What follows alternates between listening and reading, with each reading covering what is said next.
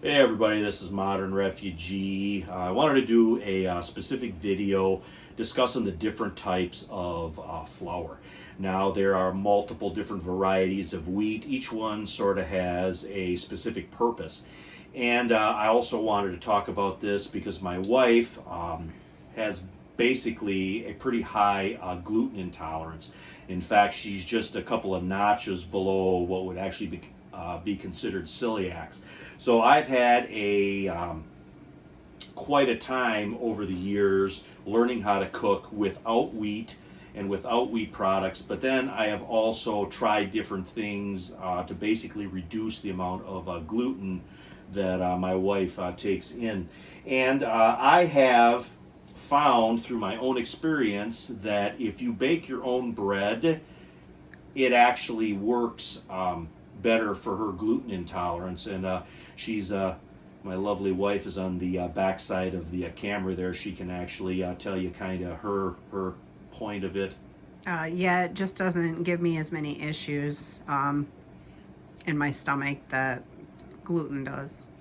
And a lot of the reason is any commercially baked bread has so much other junk put into it, including extra gluten. And bread, in my opinion, should only have like 5 ingredients. It should be flour, yeast, a little bit of salt, maybe just a little bit of a sweetening agent like honey or something, and water. That's all that bread should have in it. And if you look at some of the ingredient lists on the bread here, now this loaf of bread I bought 2 weeks before the expiration date on here, and the expiration date is 10/30. Today is November 5th, and you can see here this has just been sitting in the cupboard.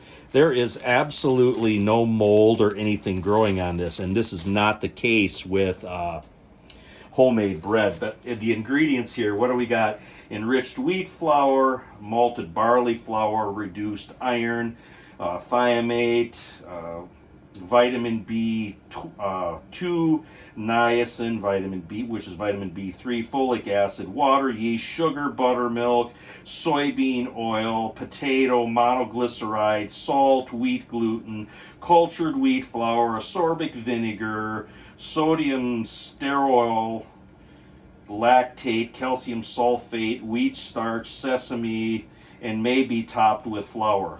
So you can see the ingredients that are in that are, just through the roof.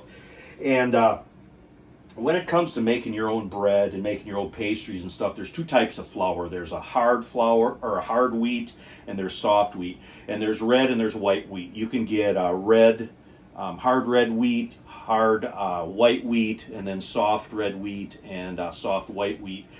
And basically, the hard wheats are typically used for bread, and then the soft wheats are used more for stuff like soft pretzels, pastries, that kind of stuff. And bread flours are typically some type of combination of the hard wheats, and like an all-purpose flour combines both the hard and the soft wheat to get a type of flour that works a little bit for everything. And actual wheat berries, like this right here, I actually get these wheat berries from the farmers because they grow a lot of winter wheat around here, and when I see them harvesting winter wheat, or I know of somebody that has a specific field, I will just ask for the local wheat that is grown around here. Yeah, it's not going to be organic, but I've had no problem sourcing my wheat all here right where I live. And how I grind the wheat is I grind the wheat with just an old school coffee grinder. An old school coffee grinder like this, you can adjust the grind on it by the top here, and you can use that to grind your wheat. The only thing of it is you need a little bit of a sifter if you want to take that bran out, if you want just a particular a white wheat. Now, you got your all-purpose flours, you got your bread flours that you can buy at the store that are basically for pretty much anything that you possibly could want to make. But then there's specialty flours.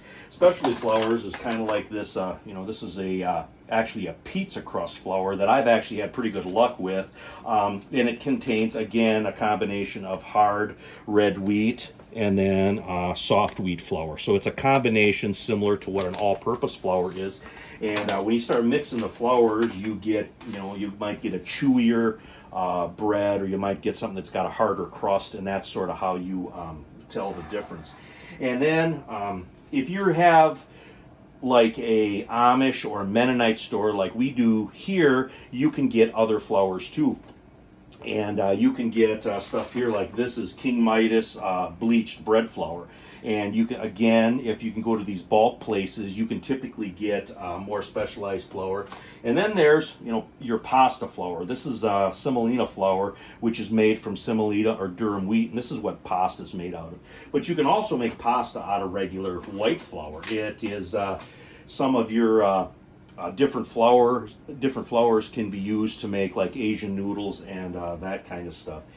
So there's a lot really to the different flours, but I have found with my wife's gluten intolerance and stuff, I have found that making flour here at home, or making bread here at home with flour from wheat that I either grind myself, or if I can select the flour where there isn't all the extra gluten and the extra preservatives and stuff in, it is easier on her gluten intolerance. And of course, if you're going to put any flour up, we haul our preppers here in my community. You want to freeze this flour first. I typically, if I'm putting flour up for long-term storage, I will freeze it for about 10 days or so, and that kills any weevil eggs that might be in the flour. And pretty much every flour has weevil eggs in it. And then what I will do, I will actually vacuum seal the flour after I freeze it, and then it basically turns this into a brick, and then that can be stacked up, and you can put that on the shelf in your pantry for a little bit longer term storage. But old-time coffee grinders work great. If you have local wheat in your area, ask the farmers, kind of go direct and pick your own wheat up, and try to stay away from the store-bought bread and that kind of stuff, because there's a lot more junk in that, and if you do happen to have a gluten intolerance, it makes it a lot worse. Pick your own flours out, get your good organic flours and stuff, and your specialty flours. If you're making breads, pizza crust, pretzels, that kind of stuff, you're going to have a better product. It's going to be easier if somebody has a gluten intolerance. Plus, it adds another skill to your toolbox.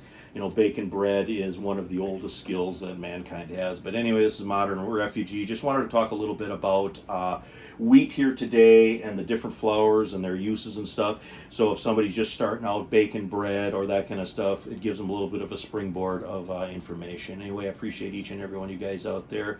You guys have a good one.